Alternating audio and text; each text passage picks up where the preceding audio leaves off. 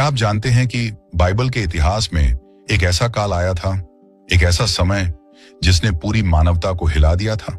400 साल, हाँ, पूरे 400 वर्ष, जब आकाश मौन हो गया था, जब परमेश्वर ने किसी से बात नहीं की, न कोई नबी उठाया गया, न कोई स्वर्गदूत आया, न कोई दर्शन, न कोई भविष्यवाणी, कुछ भी नहीं। इस खामोशी ने केवल एक राष्ट्र को नहीं, बल्कि पूरी दुनिया को प्रश्नों के अंधकार में धकेल दिया था। लोग पूछते थे, क्या परमेश्वर हमें भूल गया है? क्या हमारी प्रार्थनाएं अब आकाश तक नहीं पहुंचती? क्या अब कोई वचन नहीं बचेगा? और इस अजीब रहस्यमयी चुप्पी में एक ऐसा रहस्य छिपा था जिसे अगर मनुष्य पहले ही समझ पाता तो वह सदियों पहले घुटनों पर गिर जाता। लेकिन कहानी यहीं खत्म नहीं हुई, क्योंकि इस चुप्पी के पीछे एक ऐसा उद्देश्य था जिसके लिए स्वर्ग भी प्रतीक्षा कर रहा था। एक ऐसा कारण जिसने पूरी दुनिया के समय को रोक दिया। और जब समय पूरा हुआ, यीशु ने जन्म लिया। पर असली प्रश्न यह है, इन 400 सालों की चुप्पी की शुरुआत हुई कैसे? और परमेश्वर ने अचानक बोलना क्यों बंद कर दिया? इसका उत्तर इतना सरल नहीं। यह एक गहरी आध्यात्मिक और भविष्य को काटकर खोल देने वाली सत्यता के भीतर छिपा है। और अब हम उसी रहस्य में प्रवेश करने जा रहे हैं। लेकिन जो आगे होगा वह शायद आपने पहले कभी नहीं सुना होगा। सब कुछ उस रात बदल गया जब अंतिम नबी ने अपनी अंतिम भविष्यवाणी दी। पुराने नियम का अंतिम नबी मलाकी, उसकी आवाज वह अंतिम आवाज थी जिसने परमेश्वर का वचन संसार तक पहुंचाया। उसके बाद आकाश का द्वार मानो बंद हो गया। मलाकी बोल रहा था। उसकी आवाज में चेतावनी भी थी, प्रेम भी था, न्याय भी था और आशा भी। वह कह रहा था, देखो, वह दिन आने वाला है जब प्रभु का दूत अचानक अपने मंदिर में प्रवेश करेगा। यह कहा गया, फिर मौन छा गया। ऐसा मौन जिसने पृथ्वी को थाम लिया, क्योंकि मलाकी के इन शब्दों के बाद कोई अगला नबी नहीं आया। बाइबल की भविष्यवाणियों का प्रवाह अचानक रुक गया, मानो स्वर्ग ने अपना मुंह बंद कर लिया। और फिर इतिहास का सबसे बड़ा अनआंसर्ड क्वेश्चन उठ खड़ा हुआ, प्रभु का वचन अचानक क्यों रुक गया? और यही वह क्षण था जिसने 400 साल की चुप्पी की नींव रख दी। लेकिन कहानी यहीं खत्म नहीं हुई। उस राष्ट्र की स्थिति जिसने परमेश्वर को सुनना बंद कर दिया था, इस समय तक इस्राएल केवल बाहरी शत्रुओं से नहीं, बल्कि अपने ही हृदयों से लड़ रहा था। लोग नियम का पालन तो करते थे, पर उनके दिल नियम से बहुत दूर थे। वे बलिदान तो देते थे, पर उनका जीवन बलिदान से कोसों दूर था। वे मंदिर में आते तो थे, पर मंदिर उनके भीतर से गायब हो चुका था। परमेश्वर ने बार बार नबियों द्वारा चेतावनी दी, अपने हृदय को बदलो, सिर्फ धार्मिकता का दिखावा मत करो, अन्याय मत करो, दीन दुखियों का शोषण मत करो। पर एक समय ऐसा आया जब लोग केवल रस्में निभाने लगे। वे धार्मिकता के नाम पर धार्मिकता का नाटक करने लगे। और फिर स्वर्ग की आवाज रुक गई। परमेश्वर चुप हो गया, क्योंकि लोग सुनना बंद कर चुके थे। यही कारण था कि जब नबी बोला तब दुनिया शांत थी, लेकिन जब दुनिया बोल रही थी तब नबी मौन था। और इस मौन में एक दिव्य योजना तैयार हो रही थी। लेकिन कहानी यहीं खत्म नहीं हुई। दुनिया की हालत इतनी अंधेरी क्यों हो चुकी थी कि चुप्पी आवश्यक थी? इन 400 सालों में दुनिया केवल धार्मिक रूप से नहीं, राजनीतिक रूप से भी टूट चुकी थी। बाबिल गिर चुका था, फारस का साम्राज्य उठ चुका था, फिर यूनानियों ने दुनिया पर कब्जा किया, अलेक्जेंडर महान आया और गया, दर्शन, कला और तर्क में दुनिया डूब गई। मनुष्य अपनी बुद्धि पर इतना गर्व करने लगा कि उसे लगा, हमें अब ईश्वर की आवाज की जरूरत ही नहीं। लोग अपने मन की सुने जा रहे थे। राजनीतियां बदल रही थीं, मजहब बदल रहे थे, दृष्टिकोण बदल रहे थे, और संसार का दिल कठोर होता जा रहा था। इस्राएल पर भी अत्याचार बढ़ने लगे। उनकी भाषा बदल रही थी, उनकी संस्कृति टूट रही थी, उनकी आशा धीरे धीरे मर रही थी।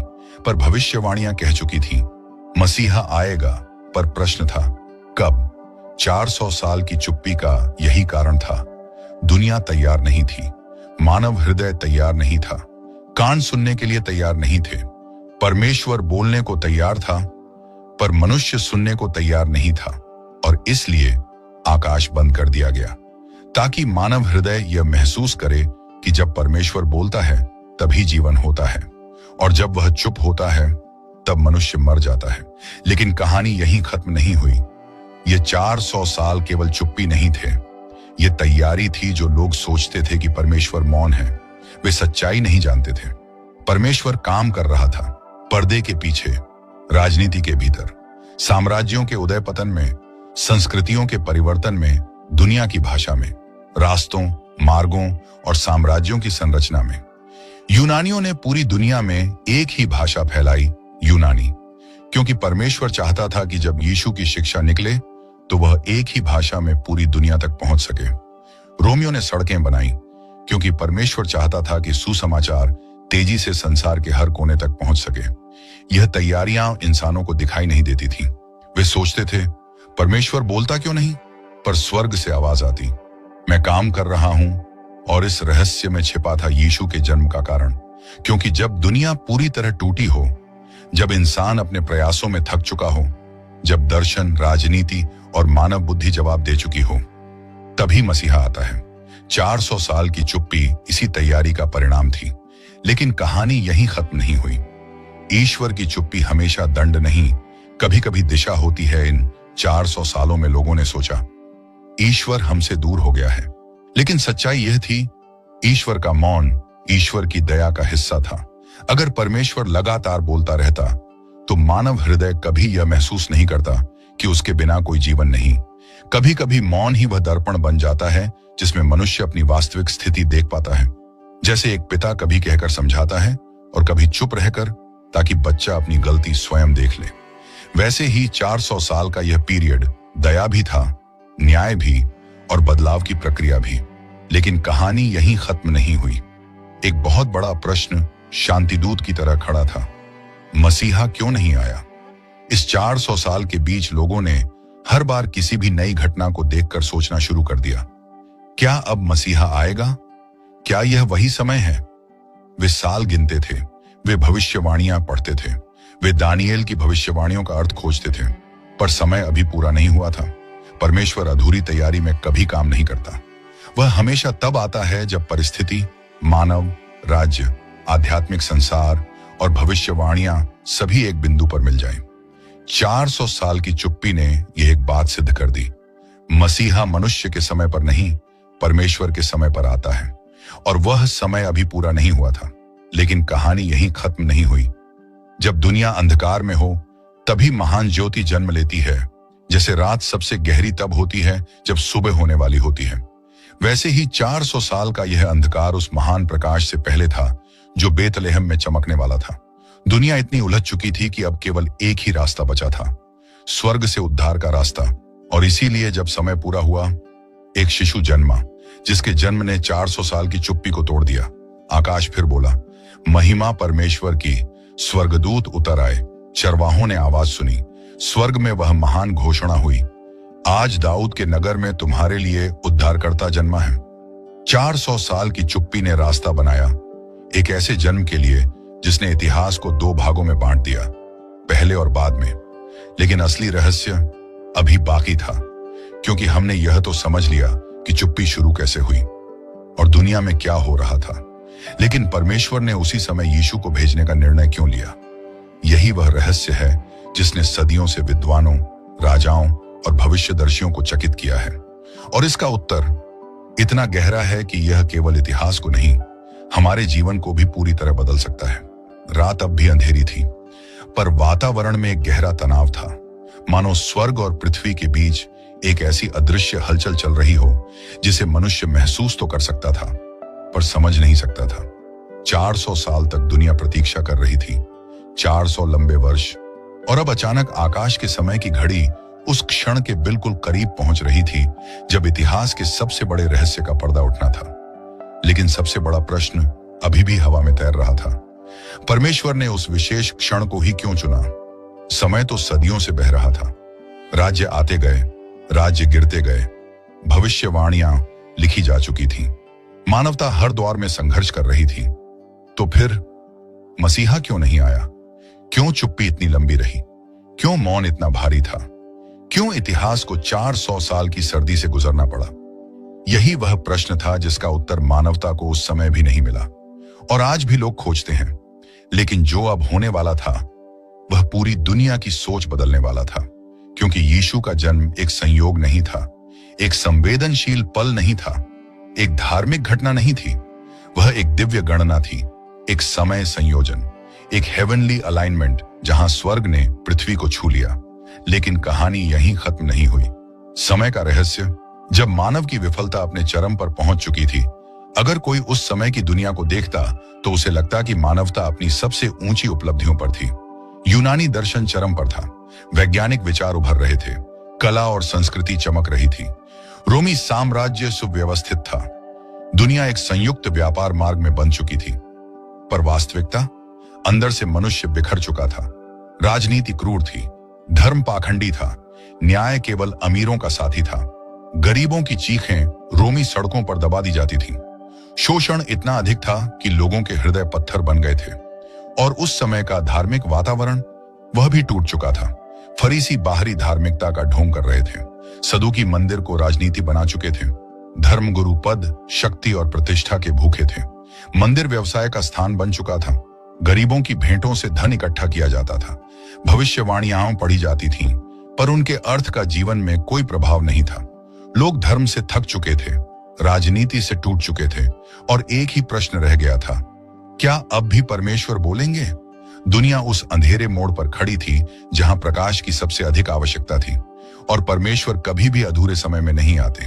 वह तब आते हैं जब मानव अपनी अंतिम सीमाओं पर पहुंचकर प्रकाश का प्यासा हो जाए। और यही वह क्षण था। लेकिन कहानी यहीं खत्म नहीं हुई। जब भविष्यवाणियां समय की कड़ी में एक बिंदु पर आकर मिल गईं, पुराने नियम की हर भविष्यवाणी एक एक कदम यीशु की ओर ले जा रही थी। अब्राहम से लेकर दाऊद तक, यशायाह से लेकर दानियेल तक, भजन से लेकर मलाकी तक, हर वचन एक पजल का टुकड़ा था जो धीरे धीरे मिल रहा था। लेकिन विशेषकर दानियेल की भविष्यवाणी, जिसमें समय का पूरा ढांचा छिपा था, वह पृथ्वी के इतिहास को एक डिवाइन क्लॉक की तरह बता रही थी। उसमें कहा गया था कि मसीहा एक निश्चित काल में आएगा, न पहले न बाद में, सिर्फ उसी समय। और जब रोमी साम्राज्य स्थापित हुआ, तब इतिहास का आखिरी टुकड़ा अपनी जगह बैठ गया। अब डिवाइन प्रोफेसी पूरी होने के लिए तैयार थी। समय पूरा हो चुका था, और यह वही समय था जब संसार अपने सबसे बड़े उद्धारकर्ता की प्रतीक्षा में बिना जाने खड़ा था। लेकिन कहानी यहीं खत्म नहीं हुई। भाषा का रहस्य, क्यों पूरी दुनिया को एक भाषा में बांधा गया था। यह बात हम पहले सुन चुके हैं कि यूनानियों ने पूरी दुनिया में यूनानी भाषा फैलाई, पर यह सिर्फ संस्कृति नहीं थी, यह आकाश की योजना थी, क्योंकि सुसमाचार के लिए एक ही भाषा का होना आवश्यक था। पहले लोग अलग अलग भाषाएं बोलते थे, मिस्र की भाषा, असीरिया की भाषा, बाबिल की भाषा, फारस की भाषा। किसी एक संदेश का पूरी दुनिया तक पहुंचना लगभग असंभव था। लेकिन जब यूनानियों ने पूरी पृथ्वी को एक नई भाषा में जोड़ दिया, तो यह सिर्फ साहित्य या शिक्षा का प्रसार नहीं था, यह एक पूर्व तैयार मंच था जिस पर परमेश्वर का वचन सभी राष्ट्रों में एक साथ गूंज सके। जब यीशु के शिष्य बाद में निकले, तो उन्हें भाषाओं की दीवारों को तोड़ना नहीं पड़ा। एक ही भाषा में संदेश सब तक पहुंच सकता था। यह डिवाइन सेटअप था, जो इंसान के इतिहास में सामान्य लग रहा था, लेकिन स्वर्ग में यह तैयार किया जा रहा था। और जब भाषा तैयार हो चुकी थी, समय तैयार था। लेकिन कहानी यहीं खत्म नहीं हुई। साम्राज्य का रहस्य, क्यों परमेश्वर ने रोम को चुना। रोमी साम्राज्य केवल एक राजनीतिक शक्ति नहीं था, वह एक संपूर्ण व्यवस्था थी जिसकी दुनिया को आवश्यकता थी। रोमी प्रशासन में सड़कें थीं, कानूनी प्रणाली थी, सुरक्षा थी, व्यापार की एकरूपता थी, यात्राओं को आसान बनाने वाला ढांचा था। क्या आप जानते हैं, यीशु के जन्म के तुरंत बाद रोम ने पैक्स रोमाना लागू किया, अर्थात लगभग 200 साल की वैश्विक शांति। इतिहास में इससे पहले दुनिया कभी इतनी शांत नहीं थी। यह वही समय था जब यात्रा करना सुरक्षित था, देशों के बीच संवाद आसान था, और संदेश बिना रुकावट के फैल सकता था। अब सोचिए, उस समय के बिना क्या सुसमाचार दुनिया तक पहुंच पाता? शायद नहीं। इसीलिए रोम का उठना भी सिर्फ राजनीतिक घटना नहीं था, यह डिवाइन प्रिपरेशन थी। और जब साम्राज्य तैयार हो चुका था, तब आकाश की घड़ी उस पल पर पहुंच रही थी जिसमें परमेश्वर अपने पुत्र को भेजने वाले थे। लेकिन कहानी यहीं खत्म नहीं हुई। यह हिस्सा अक्सर नजरअंदाज किया जाता है, पर यह अत्यंत महत्वपूर्ण है। 400 वर्षों की चुप्पी में आध्यात्मिक संसार भी असंतुलित हो चुका था। दुष्ट आत्माएं सक्रिय थीं, लोग जादू टोना और टोने टोटके में पड़ चुके थे। शैतान का प्रभाव बढ़ता जा रहा था। पुराने नियम में दुष्ट आत्माओं की गतिविधियां कम दिखाई देती हैं, लेकिन नए नियम में अचानक यह बढ़ जाती है। क्यों? क्योंकि प्रकाश के आने से पहले अंधकार सबसे घना होता है। शैतान जानता था कि मसीहा आने वाले हैं और वह दुनिया को इतना अंधकार में डुबो देना चाहता था कि लोग सत्य को पहचान ही न सकें। इसलिए उस समय दुष्ट आत्माएं अत्यधिक सक्रिय थीं। लोग भय में जी रहे थे। आध्यात्मिक युद्ध अपने चरम पर था और इसी आध्यात्मिक तनाव के बीच यीशु का आगमन आवश्यक हो गया था। लेकिन कहानी यहीं खत्म नहीं हुई। एक और गहरा रहस्य, धार्मिक तंत्र इतना कठोर क्यों हो चुका था। उस समय के धार्मिक नेताओं ने धर्म को इतना भारी और बोझपूर्ण बना दिया था कि लोग सचमुच दम घुटने लगते थे। धर्म को जीवित रखने के बजाय उन्होंने धर्म को कानूनी नियमों का पिंजरा बना दिया। वे उपदेश देते थे पर उनका जीवन उनसे मेल नहीं खाता था। वे सिखाते थे पर प्रेम उनसे गायब था। वे न्याय की बात करते थे पर न्याय उन्हें दिखाई नहीं देता था। लोग मंदिर में आते ही डर जाते थे। ईश्वर का प्रेम खो चुका था। डर धर्म बन गया था और मनुष्य का हृदय धीरे धीरे यह पूछने लगा था, क्या ईश्वर हमारे जैसे लोगों से प्रेम भी करते हैं? यही वह स्थिति थी जब दुनिया को एक ऐसे उद्धारकर्ता की जरूरत थी जो यह कह सके, मैं बलिदान नहीं चाहता, मैं दया चाहता हूं। एक ऐसा उद्धारकर्ता जो यह कह सके, जो थके मांदे हैं उन सबको मेरे पास आओ। और यह वही समय था जब यीशु को आना था। लेकिन कहानी यहीं खत्म नहीं हुई और फिर स्वर्ग के सिंहासन कक्ष में वह निर्णय हुआ। कल्पना करें, एक दिव्य मौन, स्वर्ग की अनंतता में एक गंभीर स्थिरता और फिर सिंहासन से एक आदेश निकलता है, समय पूरा हो गया है, अब मेरा पुत्र जन्म लेगा। स्वर्गदूतों की सेना प्रतीक्षा में थी। भविष्यवाणियां तैयार थीं। दुनिया बिखर चुकी थी। हृदय सूख चुके थे। पाप अपने चरम पर था। अंधकार सबसे गहरा हो चुका था। और ठीक उसी क्षण जब मानवता टूट चुकी थी, परमेश्वर के हाथों में उद्धार की ज्योति चमक उठी। और वह ज्योति बेतलेहम के एक साधारण अस्तबल में जन्म लेने वाली थी। हर चीज, हर घटना, हर साम्राज्य, हर भाषा, हर युद्ध, हर शांति, सब उसी क्षण की तैयारी में था जब आकाश का पुत्र धरती पर आने वाला था। लेकिन असली रहस्य अब शुरू होने वाला था, क्योंकि अब जबकि हम यह समझ चुके हैं कि समय क्यों चुना गया, हमें यह जानना बाकी है, परमेश्वर ने इस चुप्पी को क्यों तोड़ा? किस कारण से स्वर्ग ने अपने पुत्र को भेजा? दुनिया उस अवस्था में थी कि उसे मसीहा की आवश्यकता क्यों और कैसे पड़ी? और यह उत्तर इतना गहरा है कि वह आगे खुलने वाला है। वह नहीं जानते थे कि अगले ही क्षण दुनिया की दिशा बदलने वाली है। लेकिन असली रहस्य तो अब खुलना बाकी था। मूक वातावरण में हर व्यक्ति, हर राष्ट्र, हर भविष्यवक्ता के शब्द जैसे बिना आवाज के भी चीख रहे थे। इस्राएल का इतिहास उस चुप्पी के वजन के नीचे दब रहा था जो 400 सालों से लोगों के दिलों में जमा होती चली गई थी। लेकिन जैसे ही सब कुछ असहनीय होने लगा, नियति एक मोड़ पर खड़ी थी। एक ऐसा मोड़ जहां से वापस लौटना संभव नहीं था। लोग सोचते थे कि परमेश्वर चुप है, लेकिन असल में वह चुप नहीं था। वह तैयारी कर रहा था। चुप्पी में वह दुनिया के दिल खोल रहा था, रास्ते तैयार कर रहा था, राजाओं और साम्राज्यों को उस दिशा में धकेल रहा था जहां वे खुद जाने को तैयार नहीं थे। रोम का शासन एक लोहे की मुट्ठी की तरह था, लेकिन अद्भुत बात यह थी कि इस लोहे की मुट्ठी ने दुनिया को एक किया, भाषा को एक किया, रास्तों को एक किया, व्यवस्था को एक किया। लोग समझ नहीं पाए कि यह सब संयोग नहीं था, यह एक दिव्य तैयारी थी, क्योंकि एक संदेश जो सारी दुनिया के लिए था, उसे सुनाए जाने से पहले मंच तैयार होना जरूरी था। और यही मंच रोम तैयार कर रहा था। लेकिन कहानी यहां खत्म नहीं हुई। याजक चुप हो गए थे, पर लोगों की तड़प बढ़ती जा रही थी। मंदिर में बलिदान होते रहे, धूप जलती रही, परंपराएं चलती रहीं, प्रार्थनाएं मुरमुराती आवाजों में घंटों तक उठती रहीं। लेकिन न भविष्यवाणी आई, न कोई नया प्रकाशन, न कोई स्वर्गदूत कहीं दिखा, न कोई आवाज सुनाई दी। याजक भी इसे महसूस करते थे। हम केवल बाहरी रीति कर रहे हैं, भीतर कुछ मर चुका है। लोगों के अंदर एक गहरी बेचैनी थी, एक अदृश्य प्यास, एक ऐसी पुकार जिसे शब्दों में नहीं कहा जा सकता था। लेकिन स्वर्ग सब देख रहा था। और फिर एक ऐसी घटना होने वाली थी जो इतिहास की धड़कन को रोक देगी। और यहीं से कहानी आगे बढ़ती है। एक वृद्ध याजक, एक विस्मृत प्रार्थना और एक दिव्य दस्तक। मंदिर का वातावरण हमेशा की तरह शांत था। धूप जलने की खुशबू हवा में तैर रही थी। एक वृद्ध याजक अपने जीवन का शायद सबसे साधारण दिन जी रहा था। उसे नहीं पता था कि यह दिन उसके जीवन का नहीं, दुनिया के इतिहास का सबसे महत्वपूर्ण दिन बनने वाला है। वह सिर्फ अपना कर्तव्य निभाने आया था। उसने सोचा भी नहीं कि 400 साल की चुप्पी उसके सामने टूट जाएगी। जैसे ही वह धूप जलाने के लिए भीतर गया, अचानक एक ऐसी उपस्थिति ने उसे घेर लिया जिसने उसके पैरों से जमीन खींच ली। अचानक उसके सामने खड़ा था गब्रियल, वही दूत जिसने सदियों पहले दानियेल को परमेश्वर की योजनाएं बताई थी, और अब वह फिर आया था। 400 साल से न बोला गया स्वर्ग अब बोलने वाला था। दूत ने कहा, तेरी प्रार्थना सुन ली गई है। वृद्ध याजक चौंक गया। कौन सी प्रार्थना? वह तो वर्षों से अपने जीवन के साधारण दिनों को ढो रहा था, लेकिन परमेश्वर ने किसी भी प्रार्थना को भूला नहीं था, न उसका, न उसकी पीढ़ियों का, न इस्राएल का, न मानवता का। उस क्षण पहली बार 400 साल की चुप्पी टूटी, लेकिन कहानी यहां भी खत्म नहीं हुई। दुनिया के किनारे पर एक अनजान गांव और एक असंभव संदेश। इजराइल के नक्शे में वह गांव कोई विशेष जगह नहीं था, लोग उसकी तरफ देखते भी नहीं थे।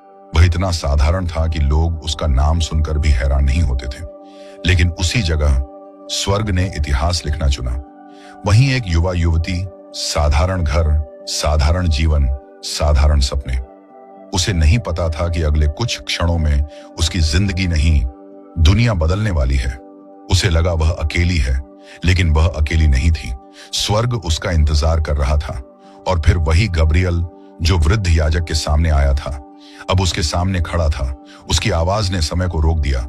तुझ पर परमेश्वर का अनुग्रह हुआ है। उस क्षण चुप्पी का अर्थ पहली बार समझ आया। परमेश्वर ने न बोला क्योंकि वह एक दिव्य उत्तर तैयार कर रहा था, और अब वह उत्तर उसके सामने खड़ा था। लेकिन असली रहस्य अभी भी खुलना बाकी था। एक अनचाहा बोझ, एक जीवन उलट देने वाला सत्य। युवती स्तब्ध रह गई। उसने ऐसे शब्द सुने जो किसी इंसान की भाषा नहीं लग रहे थे। तू गर्भवती होगी और एक पुत्र जनेगी, और उसका नाम यीशु रखना। ये शब्द किसी भी अन्य स्त्री के लिए असंभव लगते, पर उसके लिए ये असंभवता का भार बन गए। उसने भविष्य के जोखिम देखे। समाज क्या कहेगा? परिवार कैसे प्रतिक्रिया देगा? वह कैसे समझाएगी जो समझाया नहीं जा सकता? दुनिया उस पर विश्वास क्यों करेगी? लेकिन उसके सामने था दिव्य योजना, एक ऐसी योजना जिसे वर्षों से स्वर्ग छुपाकर रखे हुए था। उसने एक वाक्य कहा जो चुप्पी को अर्थ देता है, तेरी वाणी के अनुसार मेरे साथ ऐसा ही हो। और उसी क्षण 400 साल की चुप्पी ने उसे एक सहमति में अर्थ पा लिया। लेकिन कहानी अब भी समाप्त नहीं हुई। दूसरी तरफ एक धर्मी पुरुष जिसका संसार टूटने वाला था। युवती अकेली नहीं थी। उसके जीवन में एक ऐसा पुरुष था जो हमेशा सत्य को चुनता था, न्याय को मानता था, भक्ति को जीवन बनाकर चलता था। उसे जब यह पता चला कि उसकी होने वाली पत्नी गर्भवती है, तो उसकी आत्मा जैसे बिखर गई। वह परमेश्वर का सम्मान भी करना चाहता था और युवती की इज्जत भी बचाना चाहता था। दोनों रास्ते असंभव थे, दोनों उसके दिल को चीर रहे थे। उसी रात जब वह सबसे टूट चुका था, स्वर्ग ने उसके सपने में प्रवेश किया। एक दूत ने कहा, डर मत, जो उसके गर्भ में है वह पवित्र आत्मा से है।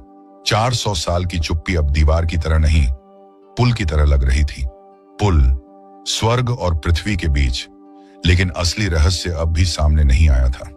दुनिया तैयार हो रही थी, पर किसी को पता नहीं था कि क्या आने वाला है। रोम का शासन कठोर था, कर बहुत भारी थे, लोगों की आजादी सीमित थी, हर जगह सैनिकों की छाया फैली थी। और तभी एक आदेश आया, एक जनगणना का आदेश। सीधे सीधे देखने पर यह तो बस एक सरकारी आदेश था, लेकिन इसके पीछे कुछ था। एक राज, एक उद्देश्य, एक भविष्यवाणी। मिकाह ने सदियों पहले लिखा था कि मसीहा का जन्म बेतलेहम में होगा, लेकिन युवती नाजरेत में थी। वह बेतलेहम क्यों जाती? क्यों यात्रा करती? क्यों इतनी दूरी तय करती? परमेश्वर ने साम्राज्य को हिला दिया, सिर्फ इसलिए कि एक भविष्यवाणी पूरी हो। एक सम्राट ने आदेश दिया, एक परिवार ने यात्रा शुरू की, और स्वर्ग मुस्कुरा उठा। योजना अब पूरी होने जा रही है, लेकिन जो होने वाला था वह किसी ने सोचा भी नहीं था। जब रात ने अपने भीतर प्रकाश छुपाकर रखा था, बेतलेहम पहुंचने पर किसी को पता नहीं था कि ब्रह्मांड का सबसे पवित्र क्षण आने वाला है। लोग अपनी नींद में थे, दुकानें बंद थीं, गलियां शांत थीं, और दुनिया सामान्य लग रही थी। लेकिन स्वर्ग शांत नहीं था। स्वर्ग अपनी सांस रोके खड़ा था। हजारों स्वर्गदूत उस क्षण को देख रहे थे जिसके लिए इतिहास को मोड़ा गया था। और फिर रात के सबसे शांत क्षण में, सबसे साधारण जगह पर, सबसे साधारण परिवार में प्रकाश ने पहली सांस ली। मनुष्य के रूप में, देह में, नम्रता में, गरीबी में वचन देहधारी हो गया। चुप्पी पूरी तरह टूट चुकी थी, लेकिन यह तो बस शुरुआत थी, क्योंकि परमेश्वर ने सिर्फ चुप्पी तोड़ी नहीं थी, उसने आकर चुप्पी के बीच बस कर लिया था। और यहीं से असली रहस्य खुलने वाला था। क्यों यीशु ने ठीक उसी क्षण जन्म लिया? क्यों 400 साल का इंतजार? क्यों वही समय, वही परिस्थितियां, वही रात? इन सवालों का उत्तर इतिहास बदल देगा। रात शांत थी, इतनी शांत कि जैसे पूरी दुनिया अपनी सांस रोके एक ही क्षण का इंतजार कर रही हो। किसी को पता नहीं था कि स्वर्ग का अंतिम उत्तर धरती पर उतर चुका है। लेकिन यह केवल जन्म की कहानी नहीं थी, यह प्रकाश और अंधकार के बीच शुरू हुई उस टकराहट का पल था जिसे सदियों से भविष्यवक्ताओं ने संकेतों में बताया था। और अब वह अदृश्य युद्ध सामने आने वाला था। प्रकाश का जन्म, अंधकार की बेचैनी। जैसे ही वह पवित्र बालक संसार में आया, स्वर्ग में आनंद फैल गया, लेकिन धरती पर अंधकार बेचैन हो उठा। अदृश्य संसार में हलचल थी। पृथ्वी पर जन्मा यह बालक साधारण नहीं था, वह वही प्रतिज्ञित प्रकाश था जिसका आने का वादा हजारों साल पहले किया गया था। दुष्ट शक्तियां यह समझ गई थीं कि 400 साल की चुप्पी बेकार नहीं गई। परमेश्वर ने अपनी सबसे बड़ी चाल चल दी है, और अब अंधकार का हर तीर इसी एक बालक पर आने वाला था। लेकिन कहानी यहां खत्म नहीं हुई। एक दुष्ट राजा, एक डरा हुआ साम्राज्य और स्वर्ग का गुप्त संदेश। उस समय का राजा, जो स्वयं को शक्तिशाली मानता था, वह एक समाचार सुनकर कांप उठा। यहूदियों का राजा जन्मा है। यह समाचार उसके लिए किसी त्योहार की तरह नहीं था, बल्कि एक चुनौती था। वह सिंहासन से चिपका हुआ व्यक्ति था। किसी और राजा का जन्म उसकी नींव के लिए खतरा था। उसने अपने मंत्रियों को बुलाया, भविष्यवक्ताओं की किताबें मंगवाई और उनसे वह जवाब सुना जिसने उसकी नींद उड़ा दी। मसीहा का जन्म बेतलेहम में होगा। यह भविष्यवाणी पहले से लिखी थी, लेकिन इस क्षण उसे एक नई कठोरता मिली। राजा ने चाल चली, धोखे से ज्ञानियों को बुलाया और उनसे कहा, जाकर बालक को ढूंढो ताकि मैं भी उसकी आराधना कर सकूं। लेकिन वह झूठ बोल रहा था। वह आराधना नहीं, हत्या करना चाहता था। स्वर्ग यह सब जानता था, और इसलिए अगले कुछ क्षणों में एक दिव्य हस्तक्षेप हुआ जिसने मानव इतिहास का मार्ग बदल दिया। लेकिन कहानी यहां भी खत्म नहीं हुई। रात के सन्नाटे में एक चेतावनी और एक कठिन यात्रा। उस युवा पिता को सपने में एक आवाज सुनाई दी, उठ, बालक और उसकी माता को ले और मिस्र को भाग जा, क्योंकि राजा उसे मारने की खोज में है। यह संदेश बिजली की तरह उसके मन में गिरा। घबराहट नहीं, लेकिन समझ आ गया कि युद्ध शुरू हो चुका है। उसने तुरंत बालक को उठाया, युवती को साथ लिया और एक अनजानी खतरनाक रात में मिस्र की ओर चल पड़ा। वे साधारण लोग थे। उनके पास न सेना थी, न हथियार, न सुरक्षा, पर उनके सामने था स्वर्ग का आदेश, और वही उन्हें संभालने के लिए काफी था। इस यात्रा में न कोई महिमा थी, न कोई शोर, बस एक मौन विश्वास कि परमेश्वर जो योजना बना रहा है वह कभी गलत नहीं होती। लेकिन आगे एक ऐसा मोड़ आने वाला था जिसने 400 साल की चुप्पी को और गहरी अर्थवत्ता दी। राजा का क्रोध और निर्दोष बच्चों का रक्त। बेतलेहम में अचानक अफरा तफरी मच गई। हथियारों की आवाजें, सैनिकों की चीखें, माताओं के रोने की आवाजें पूरे इलाके में गूंज उठी। राजा ने आदेश दे दिया था, सभी छोटे लड़कों को मार दिया जाए। यह आदेश निर्दयी, क्रूर और अमानवीय था, लेकिन उसने यह इसलिए किया क्योंकि वह डरता था। अंधकार हमेशा प्रकाश से डरता है, और इस बार प्रकाश इतना शक्तिशाली था कि राजा के साम्राज्य की नींव कांपने लगी। उसे लगा कि उसने खतरे का अंत कर दिया है। उसे लगा कि उसने भविष्यवाणी रोक दी है। उसे लगा कि उसने मसीहा को ढूंढकर मार दिया है। लेकिन उसका अनुमान गलत था, क्योंकि स्वर्ग ने पहले ही अपने प्रकाश को सुरक्षित स्थान पर पहुंचा दिया था। राजा ने बहुत प्रयास किया, पर वह उस बालक तक कभी नहीं पहुंच सका जिसे परमेश्वर ने दुनिया के उद्धार के लिए चुना था। लेकिन कहानी यहां भी खत्म नहीं हुई। मिस्र में छिपा हुआ वह बच्चा, जिसकी नजरें इतिहास को चुभने वाली थीं, मिस्र की धरती जहां कभी इजराइल दास थे, अब वही भूमि मसीहा की सुरक्षा का स्थान बनी। इस्राएल का इतिहास मिस्र से दर्द में भरा था, लेकिन अब मिस्र वही स्थान था जहां प्रकाश अपने प्रारंभिक वर्षों में शरण ले रहा था। कितना गहरा है यह दृश्य। जहां कभी इजराइल की पुकार उठी थी, अब वही भूमि उनके मसीहा को गोद में लिए बैठी थी। परमेश्वर अजीब तरीके से काम करता है। वह वही स्थान चुनता है जहां हम सोचते भी नहीं। वह वही रास्ते चुनता है जिन्हें हम असंभव मानते हैं। और मिस्र, 400 साल की चुप्पी को तोड़ने की अंतिम सीढ़ी बन गया। लेकिन उस बालक का उद्देश्य इससे कहीं बड़ा था। वह केवल बचने नहीं आया था, वह जीतने आया था। वह केवल जीवन शुरू करने नहीं आया था, वह मृत्यु को हराने आया था। और उसके शुरुआती वर्ष उसे उस महान उद्देश्य के लिए तैयार कर रहे थे जो आने वाला था। लेकिन कहानी अभी भी जारी है। वापसी का समय और एक नई शुरुआत का आगाज। कुछ समय बाद वही दूत फिर आया और पिता से कहा, जो बच्चे के जीवन की खोज करते थे वे सब मर गए हैं, अब लौट जा। यह संदेश केवल वापसी का नहीं था, यह घोषणा थी। दुष्ट की योजना खत्म हुई, परमेश्वर की योजना जारी है। वे लौट आए, लेकिन सीधे बेतलेहम नहीं, एक छोटे अनजान शहर में, नाजरेत। यह शहर साधारण था, इतना साधारण कि लोग उसके नाम से ही मजाक करते थे। परमेश्वर ने हमेशा ऐसे स्थान चुने हैं जिन्हें दुनिया कम समझती है, ताकि वह अपनी महिमा उनमें प्रकट कर सके। और अब यहीं से शुरू होने वाली थी उस जिंदगी की तैयारी जो दुनिया के इतिहास को दो भागों में बांट देगी, पहले और बाद में। लेकिन कहानी का सबसे बड़ा मोड़ अभी तक नहीं आया था। 400 साल की चुप्पी का वास्तविक अर्थ अब आकार लेने लगा था। लोगों ने सोचा था परमेश्वर ने बोलना बंद कर दिया है, लेकिन अब स्पष्ट होने लगा था वह चुप नहीं था। उसने बोलना इसलिए बंद किया था ताकि उसका अगला वचन मानव देह में प्रकट हो। उसका अगला संदेश किसी भविष्यवक्ता की आवाज नहीं, बल्कि स्वयं उसका पुत्र होगा। अब भविष्यवाणी का समय खत्म, पूर्ति का समय शुरू हो चुका था। लेकिन एक प्रश्न अभी भी बाकी था, क्यों यही समय, क्यों यही युग, क्यों 400 साल के बाद ही यीशु का जन्म हुआ? क्यों इससे पहले या बाद में नहीं? इसका उत्तर केवल इतिहास में नहीं, आध्यात्मिक संसार में छिपा है। और अब वह रहस्य उजागर होने वाला है, वह रहस्य जो समझा दे कि परमेश्वर देर कभी नहीं करता, वह बस पूर्ण समय चुनता है। और अब वह पूर्ण समय सामने आने वाला है। लेकिन असली सच आगे आपका इंतजार कर रहा है, क्योंकि कहानी अभी खत्म नहीं हुई, बल्कि अब अपने सबसे महत्वपूर्ण सत्य की ओर बढ़ रही है। रात का अंधेरा शांत था, लेकिन उस अंधेरे के पीछे एक ऐसा रहस्य छिपा था जिसने 400 साल की चुप्पी को एक नई पहचान दी।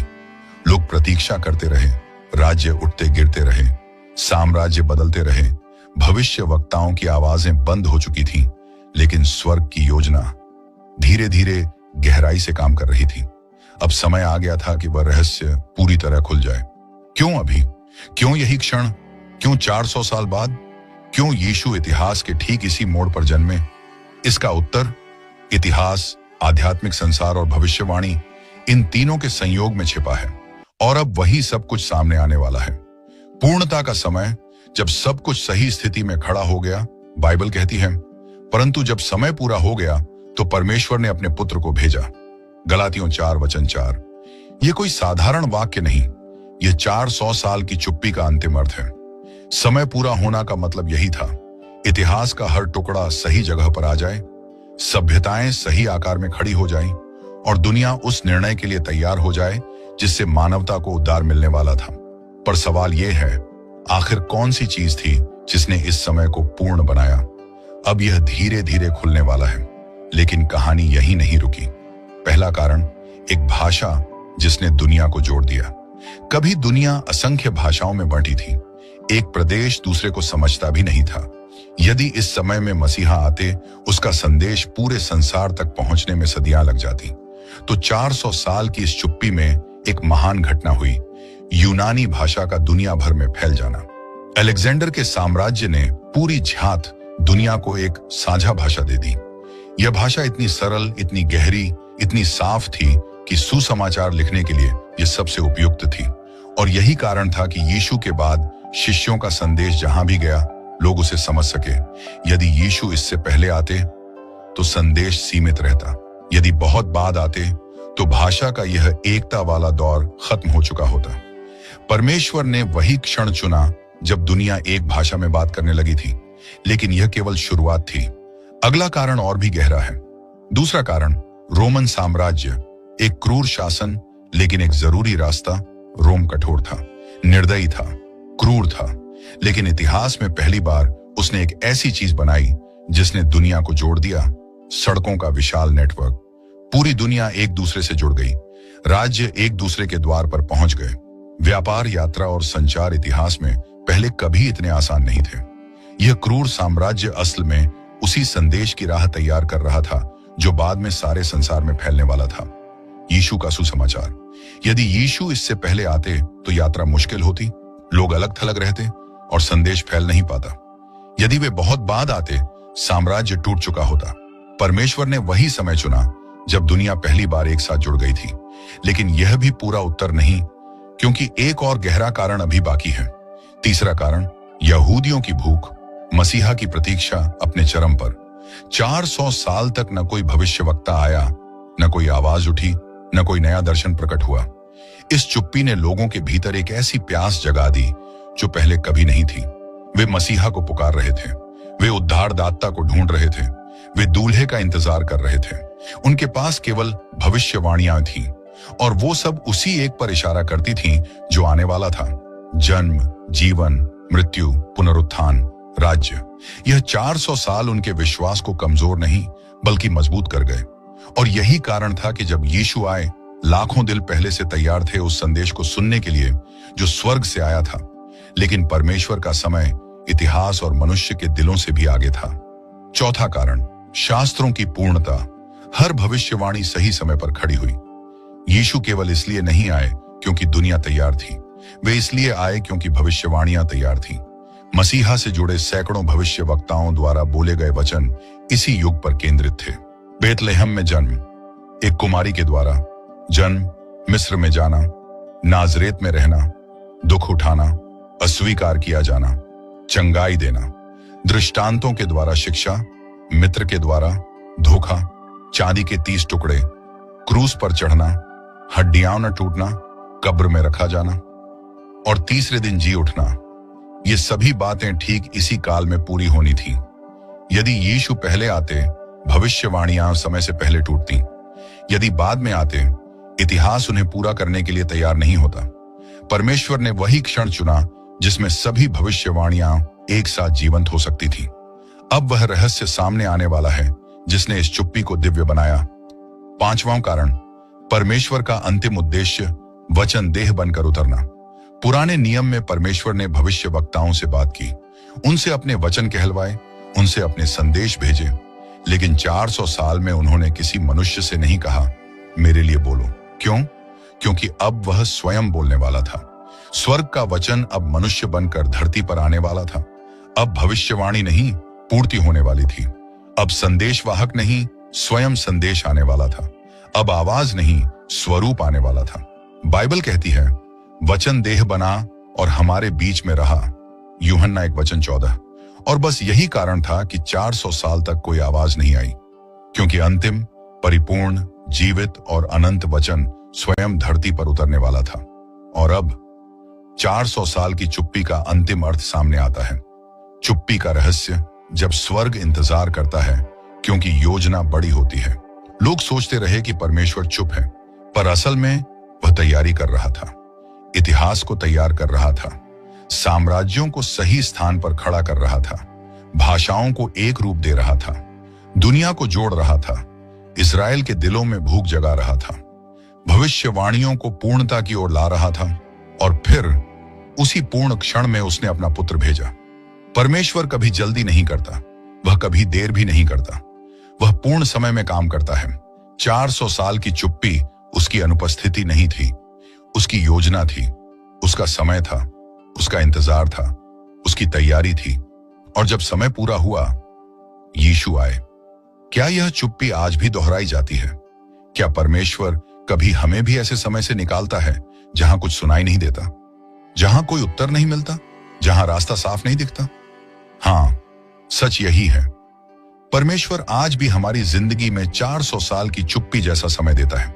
कभी वह इसलिए चुप रहता है क्योंकि वह दंड दे रहा हो, लेकिन इससे अधिक बार वह इसलिए चुप रहता है क्योंकि वह तैयारी कर रहा होता है, आपके लिए, आपके भविष्य के लिए, आपकी दिशा के लिए, आपके मार्ग के लिए। उसकी चुप्पी उसकी योजना होती है। और जब समय पूरा होता है, उत्तर आता है, द्वार खुलते हैं, रास्ते बनते हैं, जीवन बदलता है। और वही होता है पूर्ण समय। जैसे यीशु के आने के लिए पूर्ण समय चुना गया था, वैसे ही आपकी जिंदगी में भी परमेश्वर वही क्षण चुनता है जिसमें सब कुछ सही जगह पर खड़ा हो जाए। और तब उसकी योजना प्रकट हो जाती है, उसका उत्तर उतर आता है, उसका समय पूरा हो जाता है। और आपकी कहानी एक नए अध्याय में प्रवेश करती है।